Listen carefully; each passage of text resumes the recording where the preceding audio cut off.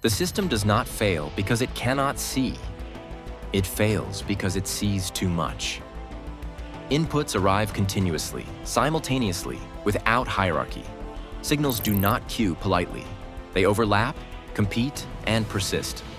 Nothing waits its turn. Everything demands consideration at once. The constraint is not blindness. It is saturation. Every channel is live. Every feed updates.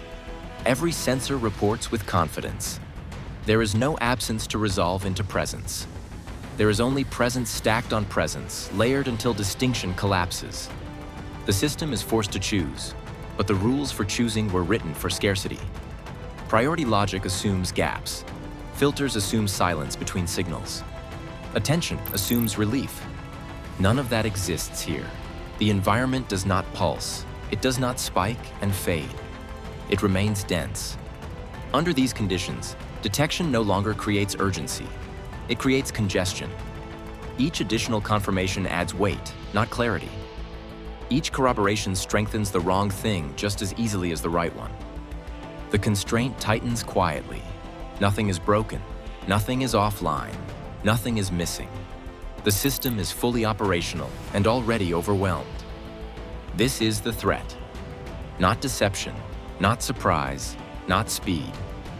Volume. Saturation does not escalate through failure signals. It escalates through accommodation. The system adjusts itself to cope, and each adjustment appears minor. Filters tighten slightly to reduce apparent clutter. Correlation windows extend just enough to reconcile disagreement. Confidence thresholds rise incrementally to prevent constant reclassification. None of these changes register as alarms. Together, they change the system's posture. Inputs are no longer evaluated for significance first, but for compatibility. Signals that align are reinforced. Signals that diverge are delayed, averaged, or deferred until alignment appears. The system does not reject contradiction. It postpones it. As postponement accumulates, resolution drifts forward in time. What was once handled immediately now waits for reinforcement. What once triggered examination now requires consensus. Each delay feels justified because it reduces short-term load, but the aggregate effect is compression. Decisions are forced closer together, even as inputs continue to arrive at the same rate. Escalation emerges as time pressure without urgency. The system compensates by relying on summaries.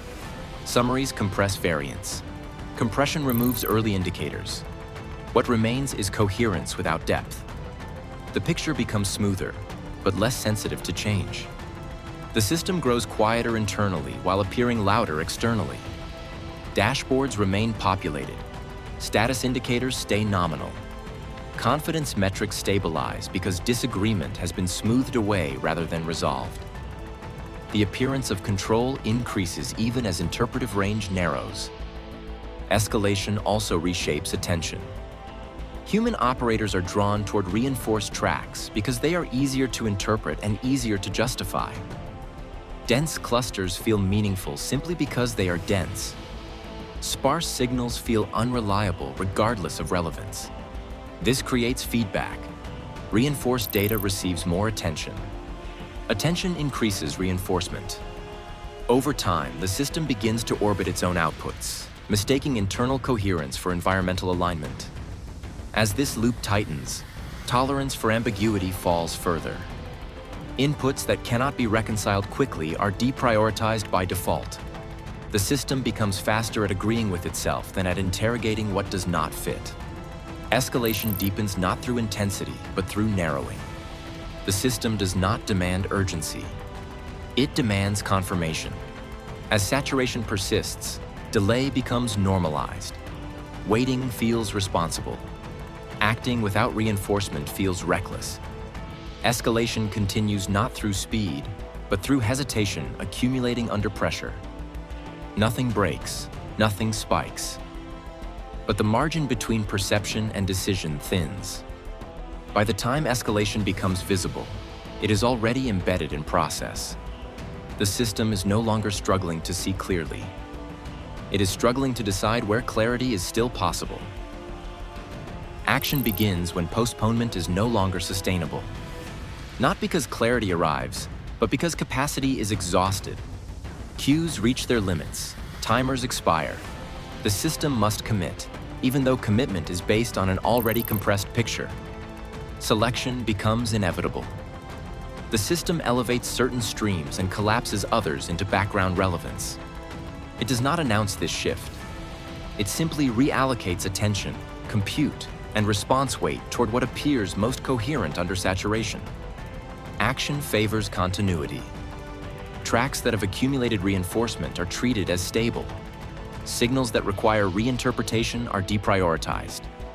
The system commits not to what is most significant, but to what is least disruptive to process.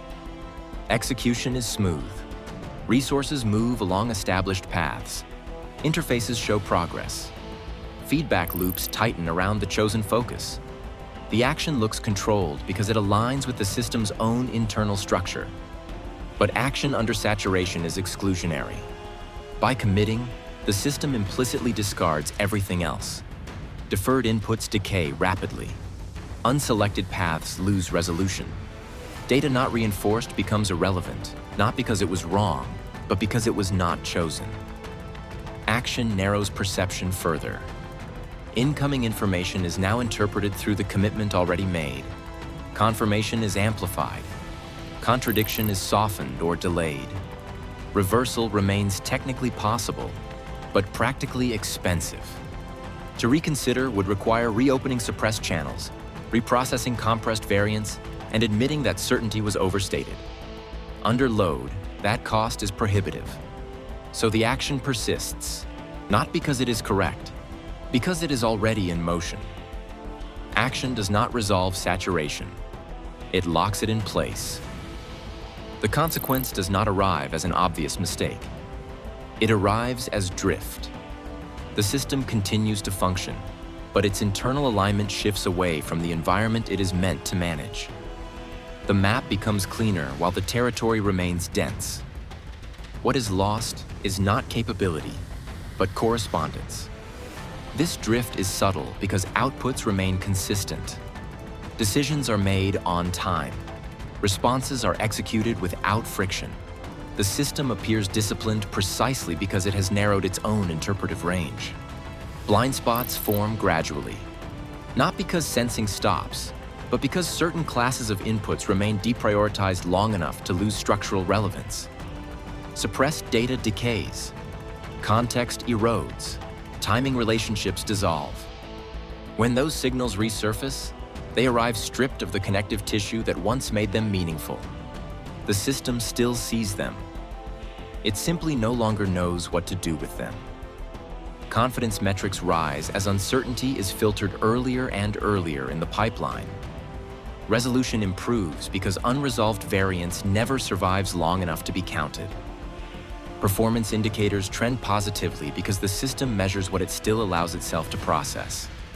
From the outside, this looks like maturation. Internally, tolerance erodes. Buffers shrink because they are continually consumed by confirmation cycles. Margins thin as decision windows compress. The system becomes sensitive to small perturbations because there is no excess capacity left to absorb them.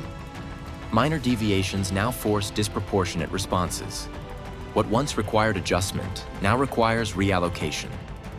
What once required reassessment now requires commitment. The system reacts sharply, not because the environment is volatile, but because it has become rigid. Operators experience this as pressure without cause. Decisions feel heavier, even when stakes appear unchanged. Recovery feels slower, even when conditions stabilize. Reversal feels dangerous, not because it is forbidden, but because it threatens to unravel too many downstream commitments at once. The system has not failed. It has become brittle. It functions well only within the narrow envelope defined by its own prior choices. Outside that envelope, responses are abrupt, costly, and difficult to unwind. Adaptation has been replaced by enforcement of coherence. The consequence is not collapse. It is a condition where the system must remain right, because it has lost the capacity to be wrong and recover. Saturation has not blinded the system. It has removed its ability to change course without breaking itself. Doctrine under saturation begins by rejecting the instinct to add capacity. More sensing is not the answer. More correlation is not the answer. More confirmation only deepens the load. Doctrine reframes perception as a limited resource, even when inputs are not. It treats attention, not data, as the constraining factor. What matters is not what can be seen, but what is permitted to matter. Priority is defined before saturation occurs. Decision paths are bounded in advance. Categories are constrained deliberately.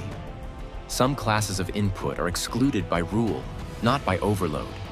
Silence is preserved as an operational condition, not a gap to be filled.